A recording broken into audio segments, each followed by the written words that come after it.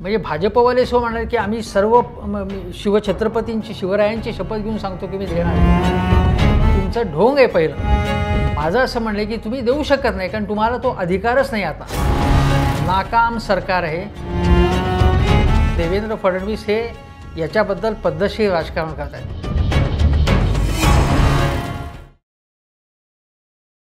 नमस्कार, for the people न्यूजमध्ये आपलं सर्वांचं स्वागत आहे. मुद्द्यावर बोलूया आपल्या विशेष कार्यक्रमामध्ये. आज आपण ज्येष्ठ पत्रकार हेमंत देसाई यांच्याबरोबर बोलणार आहे.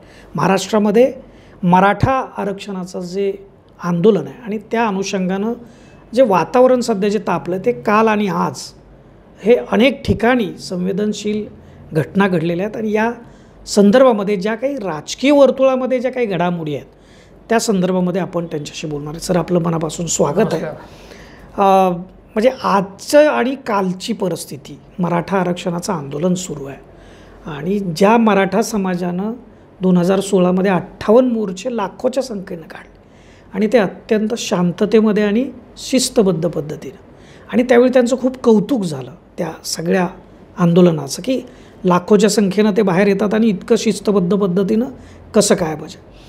तोच मराठा समाज आत्ता मात्र भावना तीव्र आहेत आणि रस्त्यावर उतरला आहे. जाळपोळ होती आहे, रास्ता रोको होतो आहे. अशा परिस्थितीमध्ये महाराष्ट्राच्या सरकारचे जे नेतृत्व करत आहेत मुख्यमंत्री एकनाथ शिंदे यांनी आज काही 2 निर्णय पण जाहीर केले. पण ते करत असताना त्यांनी एक मुद्दा मांडला जो मागेही मांडला आहे पण आजही अगदी अधोरेखित करण्यासारखा तो मांडलेला आहे की मागच्या सरकारनं म्हणजे महाविकास आघाडीच्या सरकारनं सर्वोच्च न्यायालयामध्ये भूमिका मांडताना ती व्यवस्थित मांडली नाही.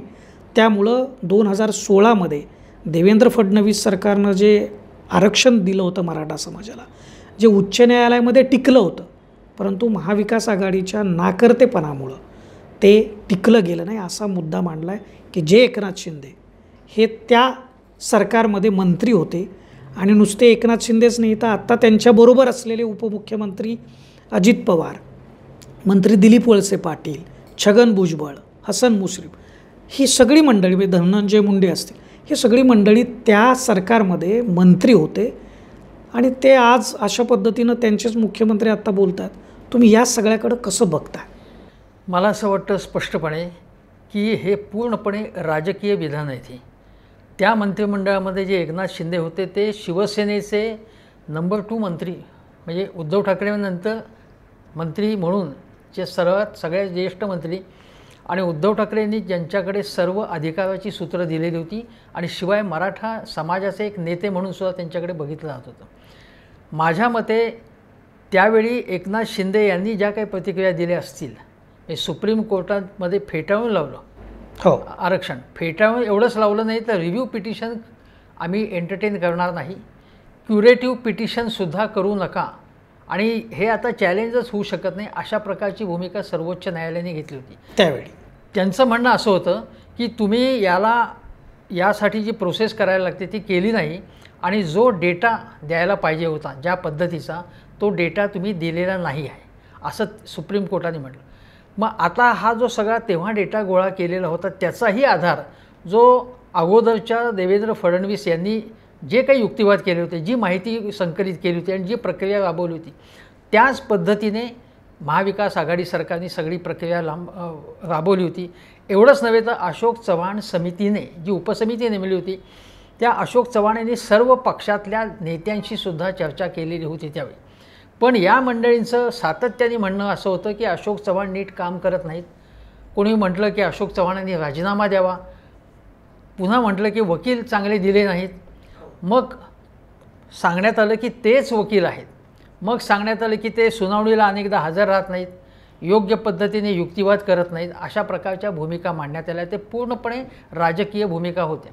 अशोक चव्हाणांनी सुद्धा फॅक्ट सगळ्या पुढे मांडलेल्या होत्या आणि त्यांनी स्पष्ट सांगितलं होतं की काय काय आम्ही केलेलं आहे. त्याला या मंडळींनी तेव्हा उत्तर दिलेलं नव्हतं.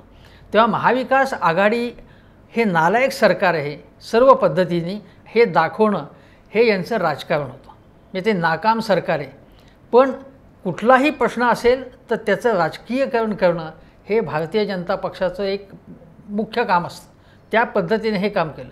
माझ्या मते याबाबत सर्व मराठा आरक्षणाबाबत बघा, तुम्हाला माहिती असेल तर विधिमंडळात सगळ्या पक्षाच्या लोकांनी पाठिंबा दिलेला आहे त्याला. महाराष्ट्रात त्याच्याबद्दल ओबीसी मंडळींचं मत वेगळं असेल की आमच्या याच्यातनं देऊ नका, पण मराठा आरक्षणाला आता कोणाचाही तसा विरोध नाही आहे, सर्व पक्षांची त्याला संमती आहे. अशा वेळी या प्रकारचा राजकीय पॉलिटिकल स्टान्स घेण्याची गरज नव्हती. देवेंद्र फडणवीसांनी काय सांगितलं होतं, मी जे आरक्षण दिलेलं आहे ते 100% एकदम परफेक्ट आहे आणि ते टिकणार आहे. हायकोर्टात टिकलं, सुप्रीम कोर्टात टिकणार, टिकलं का? तर टिकलं नाही. माझा असा प्रश्न आहे, सवाल आहे माझा, की आज क्युरेटिव्ह पिटिशन दाखल करून घेतली, म्हणजे सर्वोच्च न्यायालयाने आपली भूमिका बदलली. क्युरेटिव्ह पिटिशनमध्ये सक्सेस रेट 10-15% असतो, असा आजपर्यंतचा देशातला अनुभव आहे. तर समजा असं होऊ नये, पण समजा असं झालं की ही एंटरटेन केली गेली नाही क्युरेटिव्ह पिटिशन, तर मग महाविकास आघाडीवाल्यांनी असं म्हणायचं का की भाजप किंवा हे त्रिशूल सरकार जे म्हणतात, अजितदादा, एकनाथ शिंदे आणि देवेंद्र फडणवीस, ते नाकाम सरकार आहे, अकार्यक्षम सरकार आहे असं म्हणायचं का? माझ्या मते तो सुद्धा पॉलिटिकल स्टान्स होईल. तुम्ही सुद्धा, माझं म्हणणं आहे की महाविकास आघाडीने सुद्धा किंवा अशोक चव्हाणांनी जर त्यांनी तयारी दाखवली शिंदे सरकारने की तुम्ही या चर्चेला आपण एकत्र मिळून काम करूया, तसं काम या बाबतीत केलं पाहिजे. कारण हा काय की मराठा समाज हा जो सगळ्यात बहुसंख्य समाज आहे महाराष्ट्रातला, बरोबर, आणि आपल्याला माहिती आहे की शेतीप्रधान अर्थव्यवस्था आहे. शेतीवर 55% लोक देशातले अवलंबून आहेत, पण GDP मधला त्यांचा वाटा दिवसेंदिवस घसरत चाललेला आहे. बरोबर. त्यामुळे शेती आतबट्ट्याची ठरली आणि विशेषतः कोरडवाहू जिरायती शेतकऱ्यांचा प्रश्न सगळ्यात महत्त्वाचा आहे. त्याच्यातनं ही दुर्गती झाली आहे. कारण शेतीमधून जे शहरामध्ये स्थलांतरित होऊन येतात त्यांना असंघटित क्षेत्रात कमी पगारावरती काम करावं लागतं, बकालीमध्ये झोपडपट्ट्यांमध्ये राहायला लागतं आणि त्यांच्याकडे अतिरिक्त पैसे नसतात की आरक्षण न घेता शिक्षण घेण्याच्या फिया त्यांना परवडत नाहीत, त्यांना आरोग्यावरचा खर्च परवडत नाही. हा सगळं आपल्याला माहिती आहे. माझं म्हणणं असं आहे की आत्ताच्या घडीला हे पूर्णपणे राजकारण करते की मविया सरकारची ही नाकामी होती असं तुम्ही म्हणण्याचं कारण नाही. बरोबर, असं म्हटलं पाहिजे तुम्ही की तुम्ही आता मुख्यमंत्री आहात ना, तर आपण सगळे मिळून काम करूया आणि आरक्षण आपण मिळवून, समाजाला न्याय मिळवून, समाजाला न्याय मिळवणं हे न्याय मिळवून देणं हे महत्त्वाचं आहे. आणि मनोज जरांगे पाटील यांनी उपोषणामधनं हे दाखवून दिलेलं आहे की मी कोणत्याही एका पक्षाचा नाही. म्हणून त्यांनी गिरीश महाजन यांनी जेव्हा जेव्हा त्यांना फोन केले तेव्हा तेव्हा त्यांनी ते पब्लिक केले आणि ते काय म्हणतात आणि माझी काय भूमिका आहे, मला म्हणजे त्यांना कोणी फसवू शकत नाही, गंडवू शकत नाही, त्यांना एकदम मवाळ करू शकत नाही कोणी. ते त्यांच्या भूमिकेवरती ठाम आहेत. त्या 2 भूमिका ज्या आहेत त्या अशा 2 थोडक्यात सांगायचं म्हणजे, पहिली गोष्ट म्हणजे कुणब्यांची सरसकट पद्धतीने मराठ्यांना प्रमाणपत्र द्यावी कुणबी म्हणून, अशी एक मागणी आहे. पण ब्रॉड व्यापक मागणी त्यांची अशी आहे की मराठा समाजाला आरक्षण तुम्ही 50% आत, म्हणजे ओबीसींच्याच वाट्यातलं किंवा कोणाच्याही वाट्यातलं, पण 50% आतलं आरक्षण आम्हाला पाहिजे. आता याच्यावरती ही जर भूमिका त्यांची ठाम असेल तर मनोज जरांगे पाटील यांना समजावून सांगायला लागेल कदाचित की बाबा हे आता शक्य नाही. मग काय शक्य आहे? आर्थिक आरक्षणामुळे ते मुळातच वाढलेलं आहे आरक्षणाचा टक्का. तर मग असं करायला लागेल एक की केंद्र सरकारलाच हा ठराव पास संमत करून घ्यायला लागेल की एक अपवादात्मक परिस्थिती आहे महाराष्ट्रात. आता महाराष्ट्र अराजकाच्या उंबरठ्यावरती जाऊ शकतो उद्या. तेव्हा अशा वेळी मराठा समाजाला आम्ही 60% पलीकडे जाऊन, जे तामिळनाडूने केलेलं आहे त्यावेळी अनेक वर्षापूर्वी, ते सुद्धा प्रकरण कोर्टात आहे, पण तिथे आरक्षण टिकलेलं आहे, ते आरक्षण स्थगित झालेलं नाही आहे. तशा पद्धतीचं एक अपवादात्मक परिस्थिती महाराष्ट्रातली म्हणून आम्ही आरक्षण यांना मराठा समाजाला वेगळं स्वतंत्रपणे वेगळा गट तयार करून हे काम केंद्र सरकारला, हे केंद्र सरकारलाच करायला लागेल.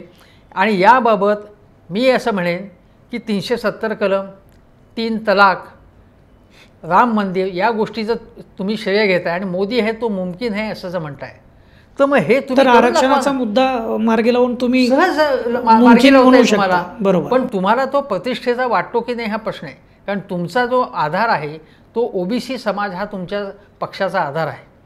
तो आणि तुम्हाला असं वाटतं की मराठा समाज हा काँग्रेस आणि राष्ट्रवादीमध्ये विभागला गेलेला आहे. आणि ह्या आंदोलनामागे आज मी तुम्हाला सांगतो, फडणवीसांचं एक विधान असं आहे की याच्यामागे काही प्रवृत्ती आहेत आणि ती आम्ही उघड करू. म्हणजे त्यांना असंच म्हणायचं आहे का की काँग्रेस, राष्ट्रवादी आणि उभा ठाकरे हे याच्या मागे आहेत असं त्यांना म्हणायचं आहे का? माझं म्हणणं ते जर असले तर तुम्ही उघड करू अशी दम कशाला देताय? माझ्या मते तुम्ही गृहमंत्री आहात, जर कोणी अशा कुठल्याही पक्षातले असते तर तुम्ही ताबडतोब त्यांना बेसन घाला, अटक करा त्यांना. हो, कारण असं आहे की आता फार घरं जाळली गेली. हां, घरं जाळली गेली आणि सगळ्या पक्षाचे नेते आहेत त्याच्यामध्ये. हो. म्हणजे कुठल्याही पद्धतीचं याचं समर्थन करताच येणार नाही. आणि या बाबतीत मी तुम्हाला सांगतो की देवेंद्र फडणवीस हे याच्याबद्दल पद्धतशीर राजकारण करत आहेत. याचा एक मुद्दा सांगतो तुम्हाला. उद्धव ठाकरे यांनी असं म्हटलं की इथे जेव्हा महाराष्ट्रातली परिस्थिती पेट घेत असताना तुम्ही छत्तीसगडमध्ये प्रचाराला गेलात. हे का गेलात? या पद्धतीने मोदी आणि शहासुद्धा काही बाबतीत, म्हणजे मी आता CA आंदोलन मला आता या क्षणी आठवत नाही, पण अशीच आंदोलनांनी परिस्थिती पेटलेली असताना ते निवडणुकीच्या प्रचारामध्ये मग्न होते मोदी आणि शहा. तेव्हा तुम्हाला प्रायोरिटी तुमची समजली पाहिजे. तुम्हाला निवडून दिलं या जनतेने, तुमच्यावरती मुख्य म्हणजे गृह खात्याची जबाबदारी आहे. तुम्ही अशावेळी छत्तीसगडमध्ये जाता कामा नये होतं. असं म्हटल्यानंतर जर अधिकृत ट्विटर हँडलवरनं उद्धव ठाकरे यांच्यावरती जर व्यक्तिगत टीका केली जात असेल, हे बघा, या उद्धव ठाकरेंनी टीका या प्रकारची केली की फडणवीस तिकडे का गेले प्रचाराला? तर बाप रुग्णालयात असताना पोरगा लंडनमध्ये काय करत होता हे उद्धव ठाकरे यांनी सांगावं. म्हणजे बाळासाहेब ठाकरे जेव्हा हॉस्पिटलमध्ये असताना मग देवेंद्रजींना विचारावं की बाहेर प्रचारासाठी काय गेलं, का गेलात, असं भाजप महाराष्ट्राच्या अधिकृत एक्स ट्विटर हँडलवरनं पोस्टमध्ये म्हटलं आहे.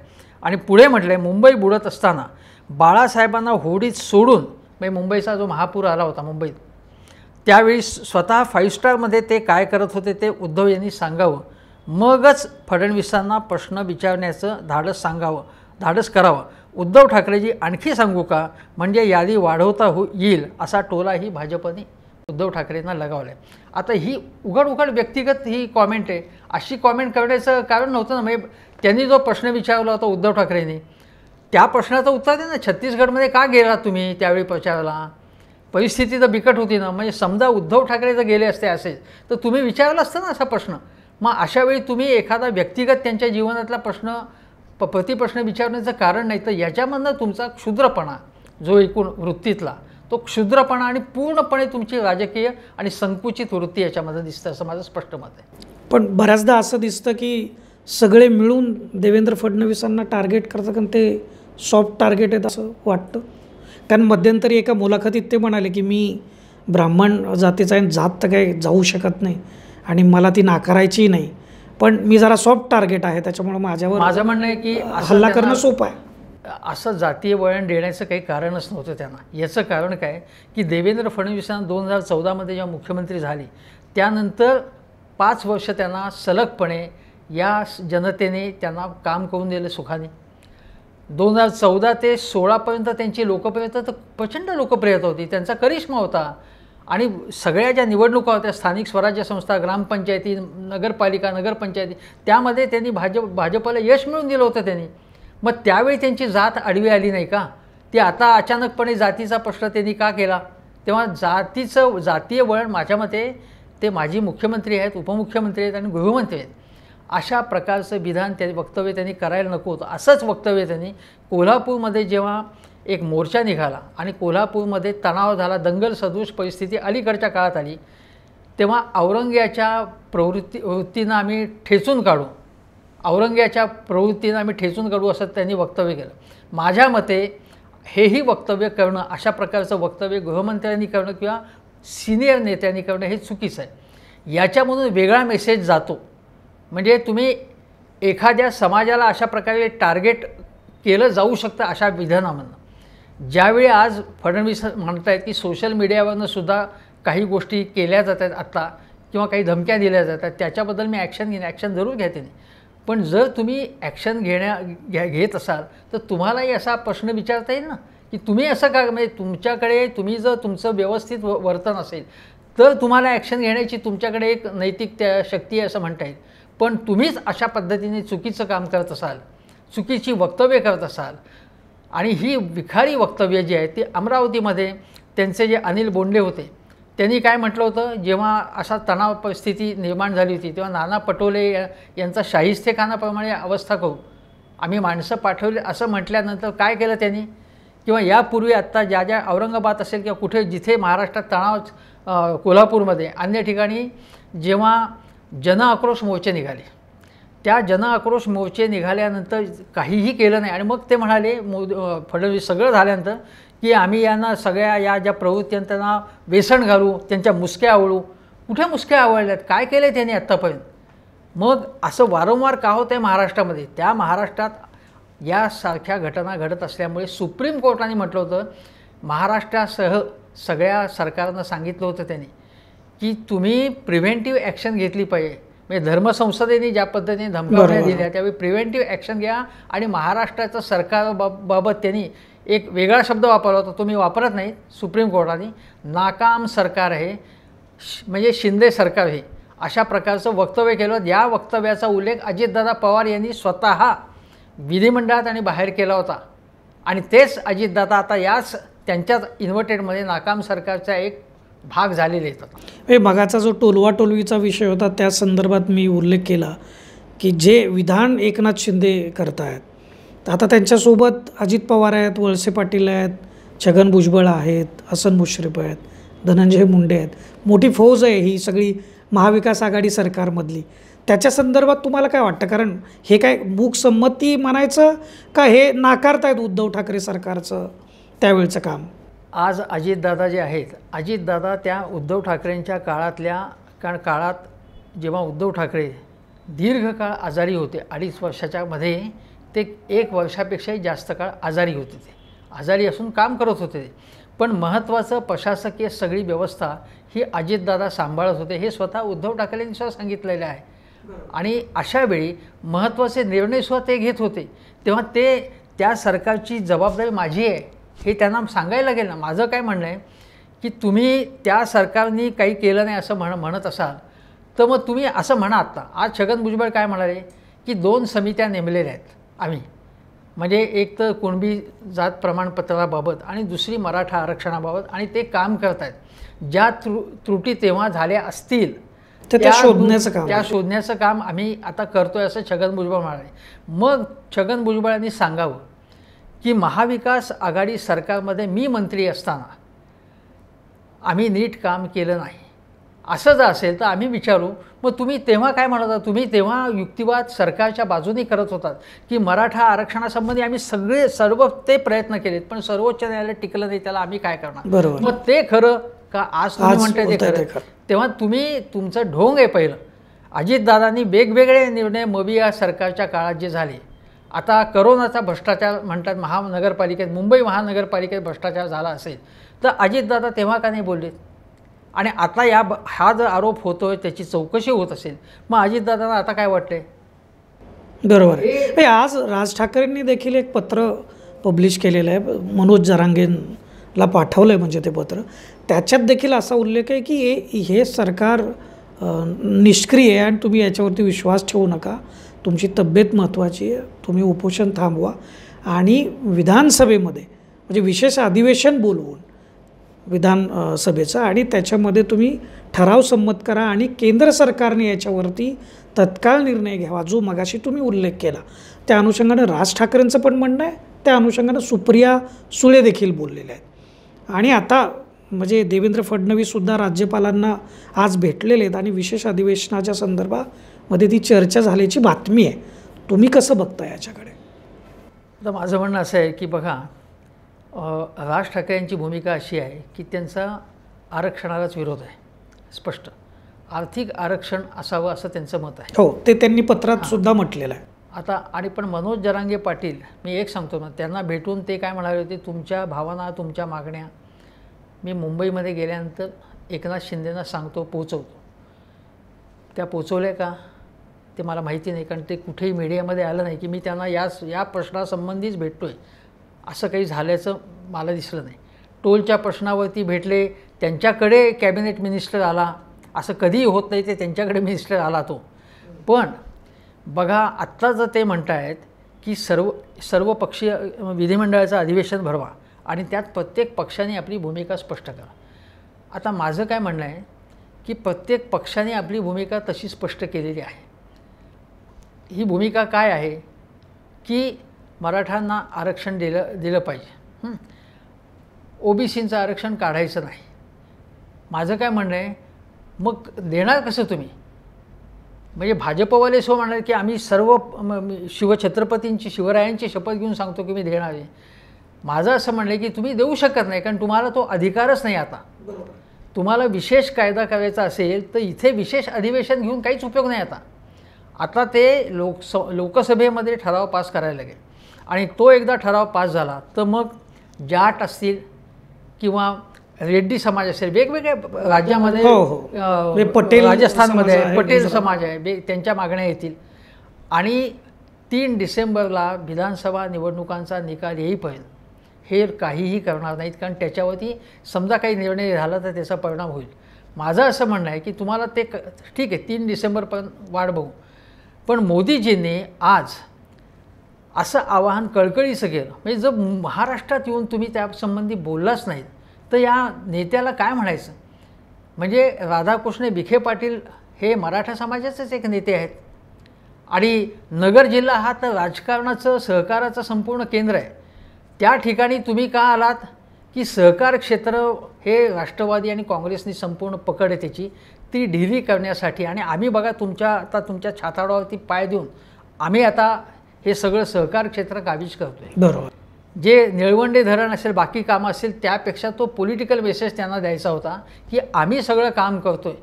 तेव्हा मराठा समाजाचे लोक असतील किंवा अन्य, त्यांनी आमच्याकडे यावं, आता भाजपकडे यावं, हा मेसेज त्यांना द्यायचा होता. हा मेसेज देण्यासाठी तुम्हाला वेळ आहे. निवडणुकीच्या प्रचारासाठी ठिकठिकाणी जाऊन ती सरकार सगळी बोगस चाललेली आहेत जी विरोधी पक्षांची, आणि तुम्हीच फक्त चांगलं काम करताय असं सांगताय तुम्ही. मग तुम्हाला असं आवाहन का करत नाही? रोज तुम्ही एक भाषण करता, मग कुठलाही समाज असो, मग तिथे जाऊन भाषण ठोकणं. 6G असो ते तुम्हीच बोलणार, कृषी संबंधित तुम्ही बोलणार, आयुष्मान भारत तुम्हीच बोलणार, प्रत्येक शिक्षणाबद्दल तुम्हीच बोलणार, 5 सप्टेंबरचा शिक्षक दिन तुम्हीच बोलणार, लहान मुलांशी तुम्ही बोलणार, महिलांशी तुम्ही बोलणार, पासमंदा मुस्लिमांनाचं तुम्ही त्यांना आपलंसं करा, त्यांच्याकडनं राखी बांधून घ्या असं तुम्हीच सांगणार. मग हे सांगायला तुमचं तोंड कुठे, म्हणजे तो कुलूप का लागलेलं आहे? तुम्ही का बोलत नाहीत या प्रश्नावर? मोदीजींचं वैशिष्ट्य असं आहे, ज्यामध्ये त्यांना बचावात्मक पवित्रा घ्यावा लागतो त्या ठिकाणी ते बोलत नाहीत. त्यांना असं वाटलं जिथे आम्ही करतोय की आम्ही हेच करू आणि आम्हीच केलेलं आहे असं त्यांना विजयी मुद्रेने सांगता येतं. जिथे पॉझिटिव्ह वातावरण असतं, पॉझिटिव्ह गोष्टी असतात, ते श्रेय ते घेतात. आणि अपश्रेय कृषी कायद्यांबद्दल ते बोलले नाही. CA कायद्याबद्दल आंदोलनं झाली. उत्तर प्रदेशात 5 जण ठार झाले, नवी दिल्लीमध्ये 10 जण ठार झाले, देशात ठिकठिकाणी गोळीबार लाठीमार झाला, पण हे काहीही बोलले नाहीत त्याच्याबद्दल. आणि तुम्ही केरळमधल्या घटनांबद्दल, आत्ता काही घटना घडल्या त्याच्याबद्दल तुम्ही बोलता, पण याच्याबद्दल महाराष्ट्राबद्दल बोलत नाही. मग असं जर लोकांनी म्हटलं, असंच अर्थ, म्हणजे जर आपण याला म्हणजे फार फेस्ट असा एक टोकाचा अर्थ काढला की तुम्हाला महाराष्ट्राबद्दल तुम्हाला आकस आहे, महाराष्ट्राच्याबद्दल तुम्हाला प्रेम नाही. मराठा समाज हा 32% किमान आहे महाराष्ट्रात, अशा समाजाबद्दल तुम्हाला आस्था नाही, असं जर म्हटलं तर त्यात वावगं काय असं मला म्हणायचं आहे. तुम्ही ही सगळी परिस्थिती, त्याच्यावरचं विश्लेषण तुम्ही मांडलेलं आहे, आणि याच्यातून एकच कन्क्लुजन आहे की महाराष्ट्रात याचं उत्तर नाही आहे, याचं उत्तर दिल्लीमध्ये आणि लोकसभेमध्ये, आणि ते विशेष अधिकारानं केंद्र सरकारलाच हे करावं लागणार आहे. धन्यवाद, आपण वेळ दिलात आणि याविषयी खुल्या मनानं ही सगळी विश्लेषण तुम्ही फॉर द पीपलच्या प्रेक्षकांसाठी केलेलं आहे. पण हे होते हेमंत देसाई, ज्येष्ठ पत्रकार आहेत, महाराष्ट्रातले. अनेक वर्षांचा अनुभव त्यांचा आहे. राजकीय, सामाजिक, सांस्कृतिक क्षेत्रामधले अनेक स्थित्यंतरं त्यांनी पाहिलेली आहेत, आणि त्या अनुभवातून त्यांनी ही सगळी मांडणी केलेली आहे. आणि कुठंही राजकारण न करता सगळ्यांनी एकत्र येऊन हा मराठा आरक्षणाचा विषय मार्गी लावावा असं त्यांचं म्हणणं आहे. आणि हा विषय आता महाराष्ट्रात राहिलेलाच नाही आहे, तो दिल्लीमध्ये लोकसभेमध्येच याचं उत्तर मिळू शकतं, हे त्याचं सार आहे. आणि आपण सगळे जाणते आहात, आपल्याला कायदा सगळ्यांना कळतो आहे, आणि आपण सगळेजण त्याविषयीच्या चर्चा देखील ऐकताय, अनेक अभ्यासक याच्यामध्ये बोलत आहेत. त्यामुळे याच्यातून कुठंतरी शांततेच्या मार्गातून कायदेशीर तोडगा काढण्याच्या संदर्भामध्येच सर्व एकमत व्हायला हवं, आणि समाजानं शांततेनं आंदोलन करावं, हीच अपेक्षा आहे. आपल्याला हा व्हिडिओ सरांचं मत काय कसं वाटलं याबद्दल आपण व्हिडिओच्या खालील कमेंट बॉक्समध्ये जरूर लिहा आणि फॉर द पीपल न्यूज चॅनलला आपण सबस्क्राईब करा, लाईक करा आणि फॉलो करा. धन्यवाद.